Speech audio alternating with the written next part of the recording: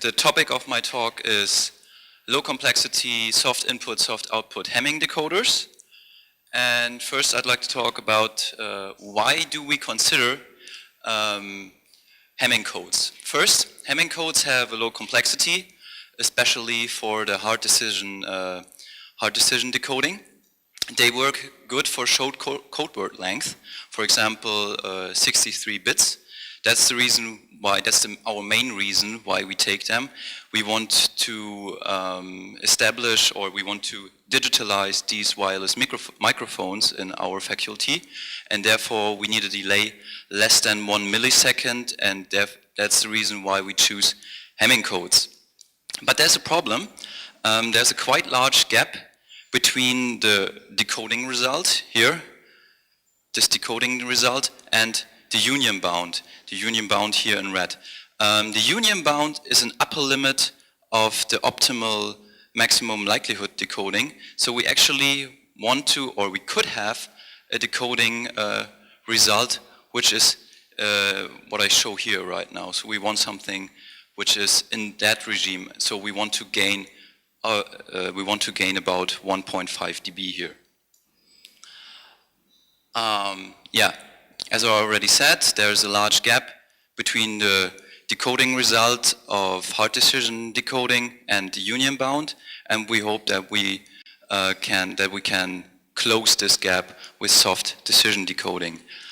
But maximum likelihood decoding requires a quite large number of comparison for a quite short code as the 6357 Hamming code. So people like Chase and other reduced the complexity, and now we want to propose a soft input decoder that has only linear complexity. That leads me to the outline of my talk. First I want to talk about encoding and the hard decision decoding. Afterwards I come to the proposed algorithm for soft input decoding. Then I'd like to talk about the generation of the soft outputs for turbo decoding, and finally some simulations and results and a conclusion. First the encoding of Hamming codes.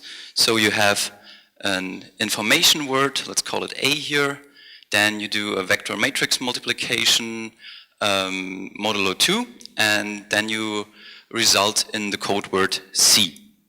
So this is the whole code word then. This is for the shortest possible example of the 7/4 Hamming code. The decoding is quite simple. So we assume that we have a distorted code word here, and you have to do a vector matrix multiplication with the parity check matrix H, and then you receive, or you get, a syndrome. This multiplication is equivalent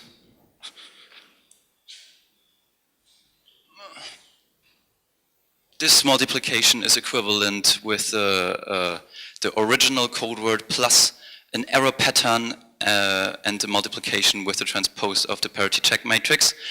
And the good thing here is that every syndrome Z leads to exactly one single error pattern E, and so we can decode our code word, our distorted code word, via a syndrome table. But now there's a problem. So this is the visualization of the Hamming decoder. So we have a valid code word, and for example we receive this code word here. It's an invalid code word, so it has to be decoded. And every single error is decoded to the closest valid code word. But we cannot decode, for example, this code word here, even if it came from this code word here. So that's our problem. So every double error is decoded to a valid but wrong code word. That's the problem of hard decision Hamming decoding. Now, soft input decoding maybe can close this gap, as I already said. Soft input decoding is based on log likelihood ratios. They are called LLRs or L values. And if you're not that familiar with log likelihood ratios, there's only one thing you have to know. The higher the absolute value of the log likelihood ratio, the higher is the probability of the correctness of that bit. And we, as I already said, propose a decoding algorithm, soft input decoding algorithm with linear complexity. So if you are interested in the generalized form of this decoder, I can recommend you, or I recommend that you have a look into the paper. Right now, here I will only show an example for the shortest possible Hamming code, the 7-4 Hamming code. And we have the log likelihood ratios of the received code word, and we calculated a syndrome 001. That means that we have a bit error in this code word. We don't know how many and where, but we know there's something wrong with this code word, and the code word is invalid.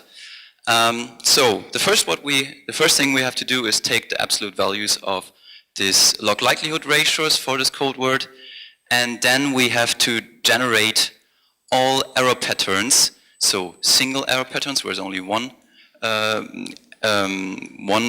bit error, and the other error patterns where we have the double errors and the triple errors. And all these error patterns belong to the same syndrome. That's important, that all these error patterns belong to the syndrome Z. Now we multiply the values of the log likelihood, or the absolute values of the log likelihood ratios, column-wise, with these error patterns here. So here we have these values, and here we have these values, and so on. And then we sum it up. So we sum it up. Every row is summed up to a value, and we have these values here, and we search for the minimum, which is marked here in green. And this minimum suggests us the error pattern which has the highest probability of a correct decoding for this code word here. So we remember that here should be an error and here should be an error, and then we go back to our error pattern, or our code word, what we received in bits. So we go back to the bit level, and then we say, okay, this is our most likely error pattern, and then we do a modulo 2 summation, and we receive our decoded code word here. And so the message bits are just the first 4 bits here, so the received message bits are 000. Okay, that's basically all, and we saw that we can decode two errors, or maybe even 3 errors here, but it's just that it's not that likely that this error pattern is correct than this here, so the smallest value wins. Now the complexity. I said, or I claimed that this decoding algorithm has a linear complexity, and we try to estimate the complexity of this decoding algorithm, and therefore it is important how many comparisons you have to do. So how many double errors you have, which is called NE2, or how many triple errors you have, NE3. And you can calculate these numbers here, and you come to a linear complexity for the double errors. So a linear complexity in terms of the code word length NC. And if you also consider the triple errors for your minimum search, then you have a quadratic complexity. So we have a linear complexity for duet decoding, and there are only 32 valid code words which have to be compared for a 63 Hamming code. In comparison, we have 652 comparison for the triplet decoding. So if we take into account single errors, double errors, and triple errors. So, but does it really matter if do we have to take the triple errors, or is it already enough if we take the the double errors. So therefore we performed some simulations, and first for the 7.4 Hamming code, and we see here the uncoded case with the dashed line, the hard decision decoding. There's almost no decoding gain or coding gain from this hard decision 7.4 Hamming code. And now we see the duet decoding and triplet decoding. So we see that is quite close to the union bound, and there's no difference for, or almost no difference for duet or triplet decoding. So for this case, it doesn't really matter whether we take only the duets or the triplets. But how does that, how is the picture for longer codes? So another example is the 3126 code, so a code word length of 31 bits. And there we see, first we see a coding gain already for the hard decision decoding, and we see that there is a small gap between the triplet coding and the duet coding.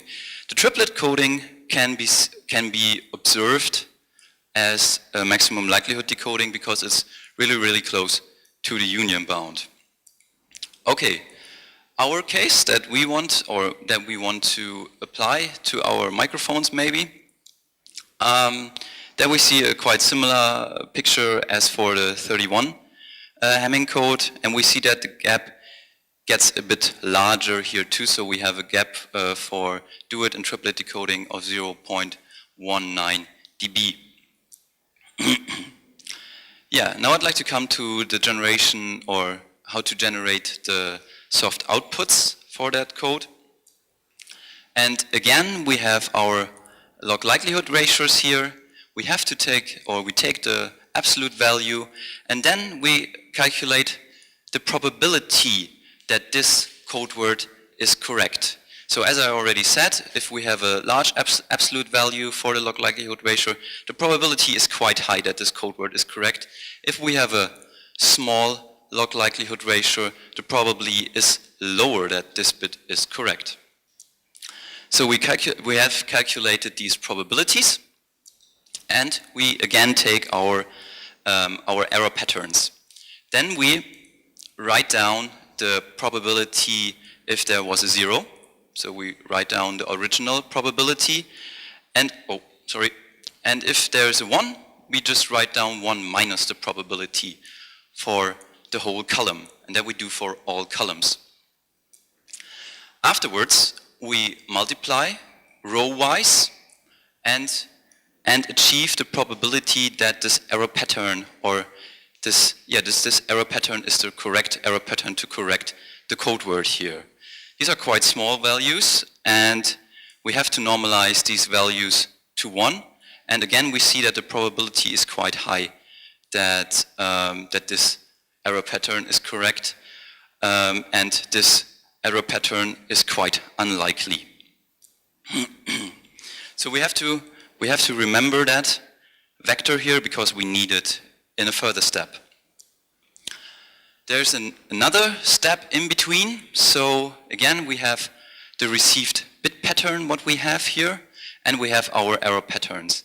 And now we have to modify these error patterns so that we have to write a 1 when it's equal to the error pattern, and a 0 if it's not equal to the error pattern. So if there is a 0 and here was a 0, that's equal, so we have to write a 1, and that for all the error patterns column-wise.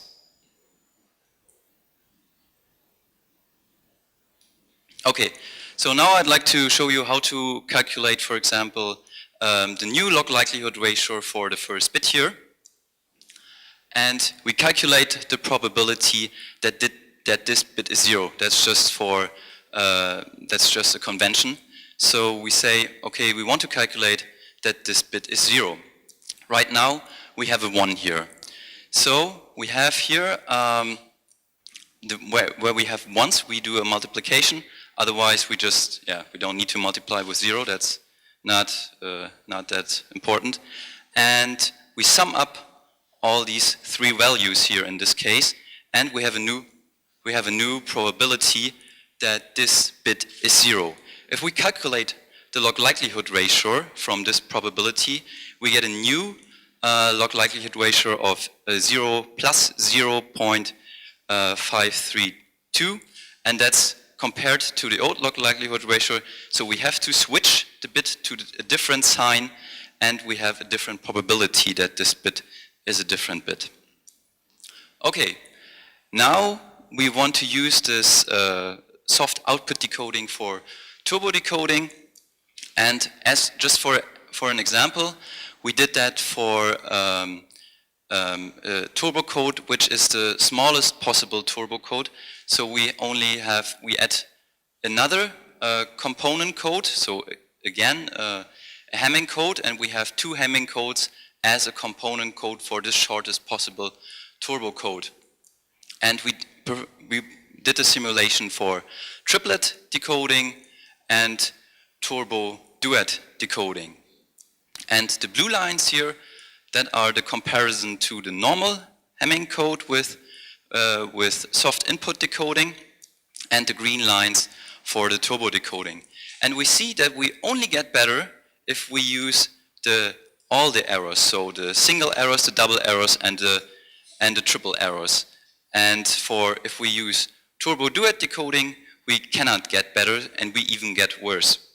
That's probably because we have only a few code words for the comparison, for the calculation of the new log likelihood ratio. Yeah, that leads me to my conclusion. We proposed a soft input decoding algorithm for Hamming codes with linear complexity. We achieved a coding gain of about 1 dB for the hard decision decoding, and for a length of 63 bits. We even gained a bit more for the triple decoding, and I compared the cases for the turbo decoding, and we can unfortunately only improve for the triple decoding, and we have no improvement for the turbo duet decoding. Yeah, that concludes my talk. Thank you for your attention.